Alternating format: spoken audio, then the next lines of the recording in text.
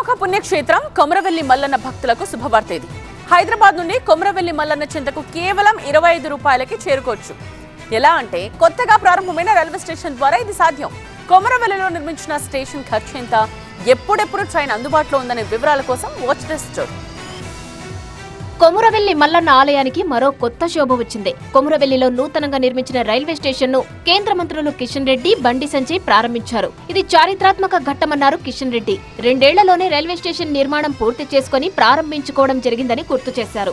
Komuravelli railway station ను మల్లన్న భక్తులకు అంకితం చేస్తున్నామన్నారు. 25 రూపాయలతో హైదరాబాద్ నుంచి కొమురవెల్లి ఆలయానికి చేరుకోవచ్చన్నారు కిషన్ రెడ్డి. 25 రూపాయలకు హైదరాబాద్ నుంచి కొమురవెల్లి చేరుకోవడానికి 25 రూపాయల టికెట్ కొంటే భద్రంగా ఏ రకమైనటువంటి టెన్షన్ లేకుండా ప్రశాంతంగా కొమరవెల్లి మల్లన్న స్వామి సన్నిధికి చేరుకుంటాము.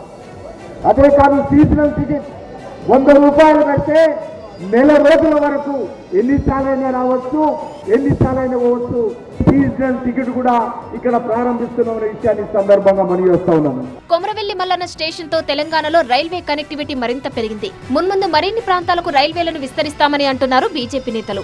మెదక్కి రైలు చాలా కలగా ఉండే, సంగారెడ్డికి లేదు, మెదక్కి లేదు.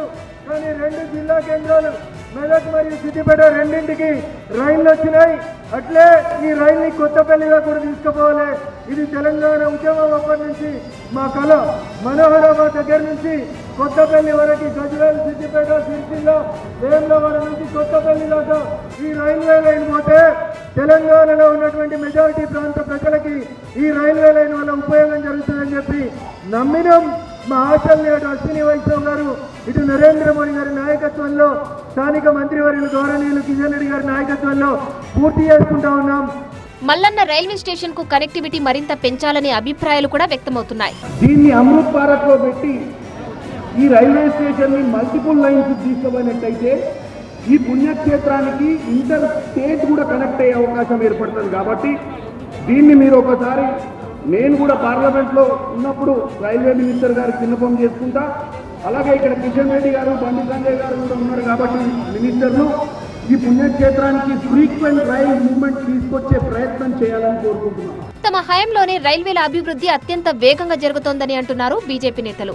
రైల్వేల అభివృద్ధి కోసం గత ప్రభుత్వం కేవలం 258 కోట్ల రూపాయలు మాత్రమే కేటాయిస్తే 258 కోట్ల రూపాయలు మాత్రమే కేటాయిస్తే ఈ సంవత్సరం నరేంద్ర మోడీ గారి ప్రభుత్వం ఈ సంవత్సరం 5,454 కోట్ల రూపాయలను ఈ ఒక్క సంవత్సరానికి తెలంగాణ రాష్ట్రానికి కేటాయించిందంటే 20 రెట్లు పెంచి తెలంగాణ రాష్ట్ర అభివృద్ధికి నరేంద్ర మోడీ గారి ప్రభుత్వం రైల్వే అభివృద్ధి కోసం ఏ విధంగా కృషి చేస్తుందో ఒక్కసారి మనం ఆలోచించాల్సి.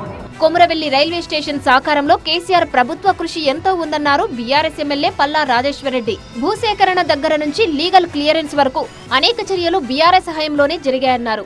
ఇతర ఇబ్బందులు ఏమి రాకుండా అన్నారు కేసీఆర్ గారు ఖచ్చితంగా చేయాలని అన్నాడు. హరీష్ రావు గారికి అప్పచెప్పి దీనికి కావాల్సిన కేంద్ర ప్రభుత్వానికి పూర్తి సహకారంతో ఇవాళ ఈ ఏర్పాటుకి గత ప్రభుత్వం యొక్క నిధులు కానీ, భూసేకరణ కానీ ముందు రాయి కూడా వేసుకోవడం జరిగింది. కాబట్టి కేంద్ర ప్రభుత్వానికి, రైల్వే శాఖకు నేను మనస్ఫూర్తిగా ధన్యవాదాలు తెలియజేస్తున్నా. అంతకుముందు కొమురవెల్లి రైల్వే స్టేషన్ ప్రారంభోత్సవంలో గందరగోళం నెలకొంది. బీజేపీ, బీఆర్ఎస్ కార్యకర్తలు పోటాపోటీ నినాదాలు చేశారు. జై శ్రీరామ్ అంటూ బీజేపీ, జై కేసీఆర్ అంటూ బీఆర్ఎస్ కార్యకర్తలు నినాదాలు చేశారు. సమన్వయం పాటించాలని 2 పార్టీల నేతలు కోరడంతో నినాదాలు ఆపారు.